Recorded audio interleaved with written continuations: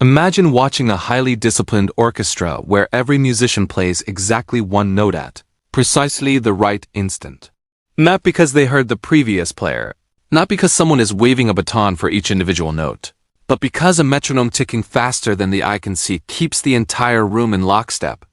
That metronome is the clock inside a processor, and its ticking is what turns chaos into order. Fetch, decode, execute, repeat.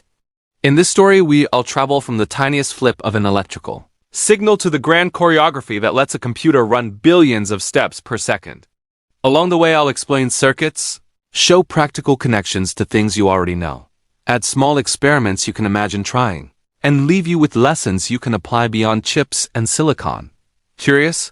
Good, let's begin. Why does a processor always do things in the same order?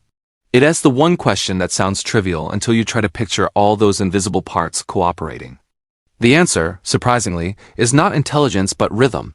One small pulse repeated millions or billions of times per second. When I first learned this, I felt like I'd been let in on an elegant secret. Ordering computers is produced not by negotiation, but by timing. Think of the clock as the heartbeat of a machine. Without it, logic gates are just restless components. With it, they become players in a well-rehearsed dance. Next time you set an alarm, think about how regular beats help you coordinate your day. A clock signal in electronics is the same idea, only much faster and far more precise. Ask yourself, what routines in your life would be impossible without steady beats?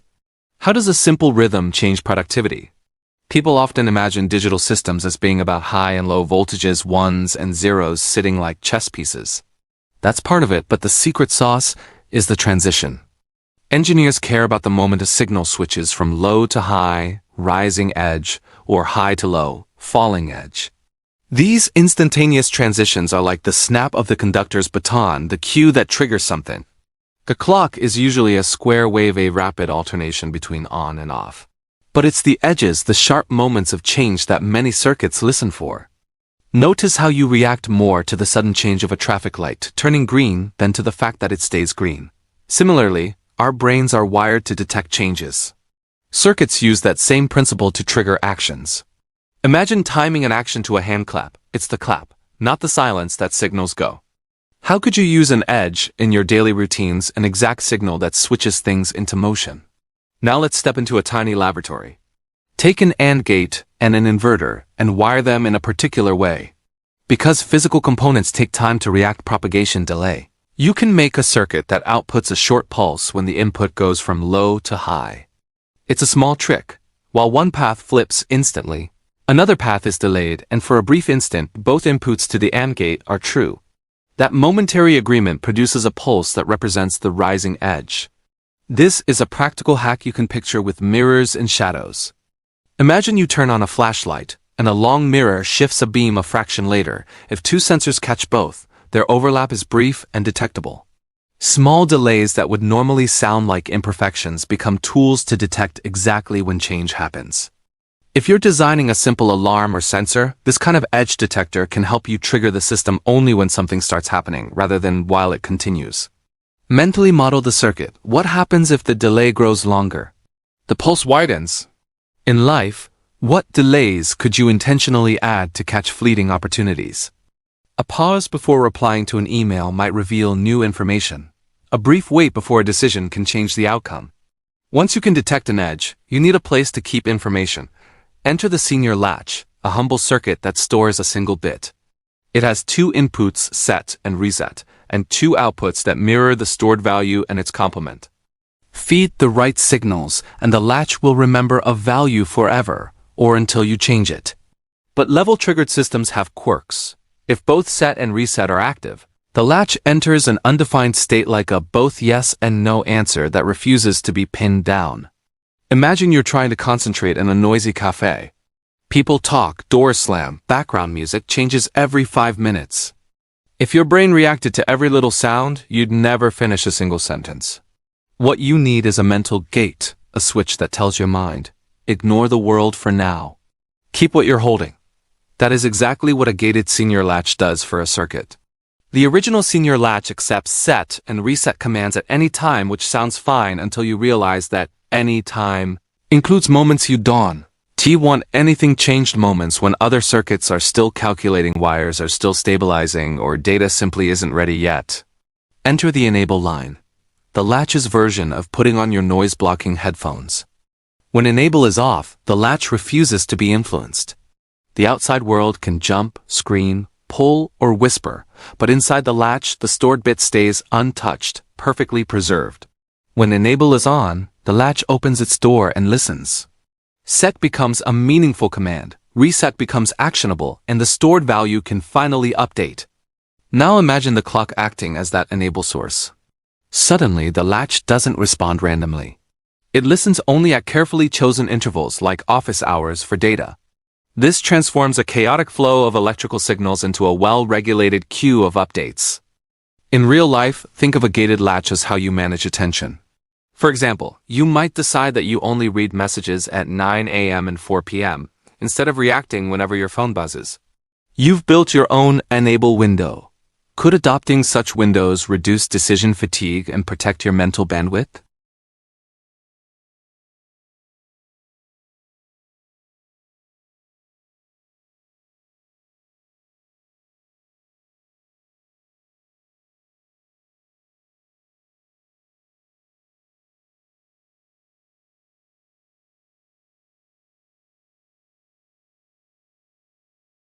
That's where we step into the world of edge-triggered flip-flops. To make that happen, designers insert an edge detector between the clock and the latch's enable line. It is like replacing open office hours with a single sharp announcement. Right now, this moment act. Not the whole minute the bell rings. Not the whole time the clock is high, just the instant the signal changes.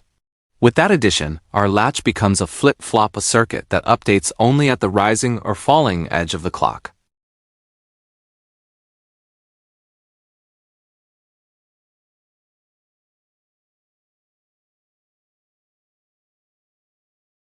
Every flip-flop waits like a disciplined runner at the starting line, reacting only when the starting gun fires.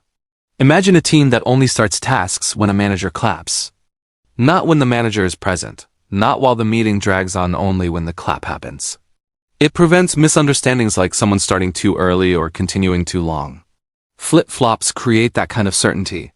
In fast electronics, even tiny differences in timing can cause chaos.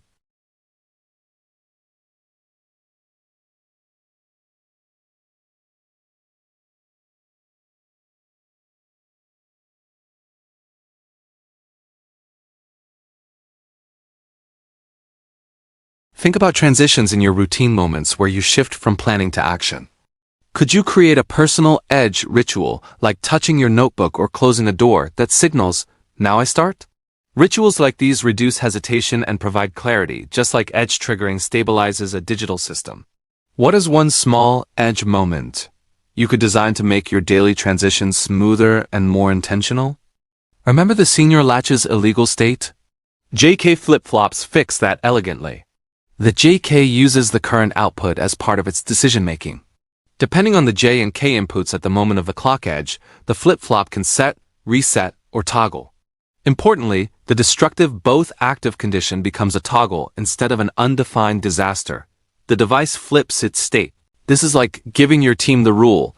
If both conflicting orders arrive, flip the current decision. That's a deterministic tiebreaker. In organizations, pre-agreed conflict resolution strategies prevent paralysis, say, defaulting to the previous choice or rotating responsibility.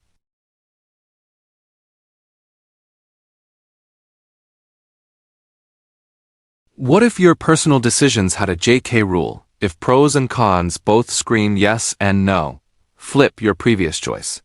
Could that reduce indecision in repetitive scenarios? Tie both J and K high on a JK flip-flop, and each clock edge will invert the output. The result is a waveform whose frequency is exactly half of the clock.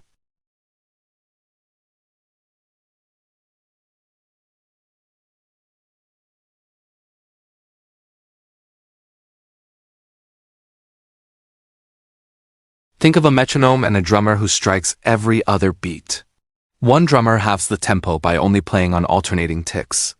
In practical systems, this is how you get slower control signals, timers, counters, or visual indicators without needing separate clocks. In your life, it's like taking a fast routine and extracting a slower rhythm for different tasks. From a sprinting workflow, you can produce a steady weekly planning cadence.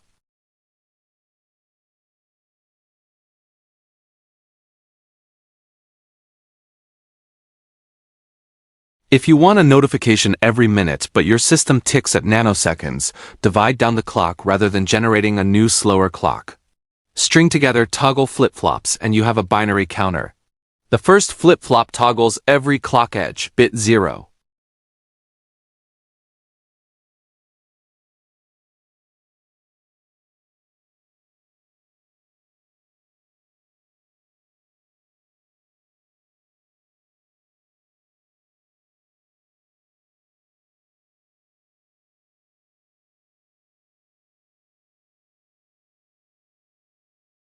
With only on-off devices, you can represent large numbers.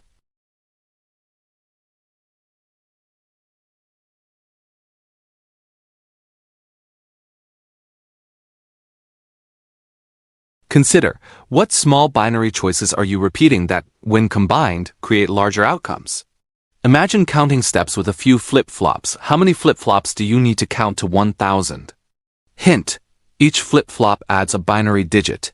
Think powers of 2. A binary decoder takes the multi-bit output of a counter and asserts one and only one output line corresponding to the binary value. If the counter outputs 3, then the decoder turns on output 3 and leaves all others off. This is how a complex control sequencer activates a single phase at a time, perfect for stepping through distinct actions without overlap.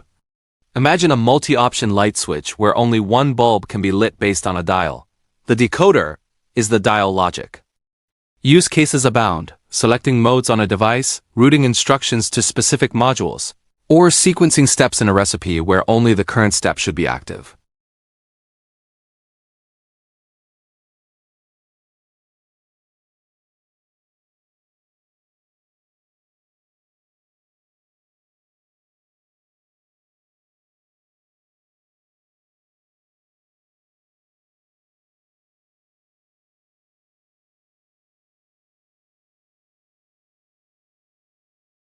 Pair a 2-bit counter with a decoder and map the outputs to the CPU's basic phases: fetch, decode, execute, increment, program, counter. Each rising clock edge advances the counter, activating the next stage and deactivating the others.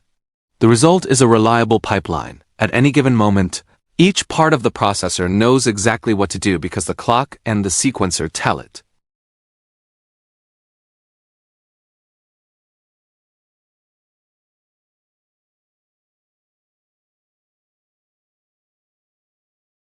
The clocked counter-decoder combo in a CPU is the same principle, only on an astronomical speed scale.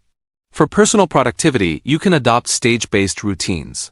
Set a series of steps and let a timer, your clock, move you through them, ensuring focused attention on one stage at a time. What 4-stage routine in your life could you reframe as fetch, decode, execute, increment? Could meal prep, exercise, or learning be improved by explicit sequencing? High-frequency clocks are not a cosmetic detail. They are the very reason processors can perform millions or billions of steps quickly. With a fast, precise beat, many simple circuits can cooperate to accomplish complex tasks. Without such clocks, we'd rely on clumsy, asynchronous coordination, and the machines would be slower and far less reliable. The metamorphosis from simple gates to a logic orchestra is the triumph of timing. The broader lesson is that well-designed rhythm, whether in technology, teams, or personal life, amplifies capability. A steady pulse helps distribute work, avoid collisions, and ensure predictability. It turns a chaotic collection of impulses into a smooth, reliable flow. Ask yourself, where is your life out of sync, and what would a steady internal clock change? Could a morning ritual be the clock that synchronizes your day? The narrative arc of a tiny empire, we've traveled from the instant a signal changes. Edge detectors, through the structures that remember that change, latches and flip-flops, to combinational logic that interprets multi-bit patterns, decoders, and finally to counting and sequencing that orchestrate multi-step tasks, counters and controllers. Each step was a small idea built from simpler parts, but when combined, they create capabilities far beyond what any single piece could do. That's the essence of engineering. Composition. Think of a theater production. The edge detector is the stage manager's cue. The latch is an actor holding a pose. The flip-flop ensures actors change only at the exact cue. The JK rule settles messy contradictions. Toggle flip-flops form the rhythm section, and counters plus decoders run the show's act list. Without timing, the play collapses into confusion.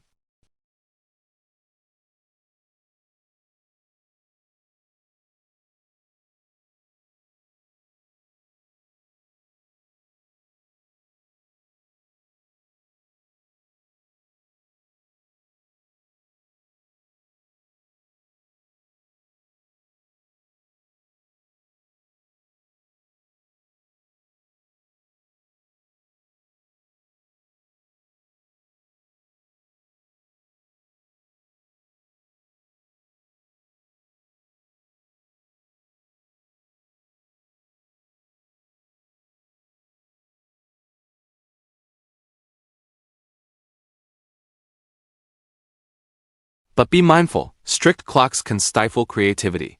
Experiment with hybrid models. Synchronous beats for coordination. Asynchronous freedom for deep work.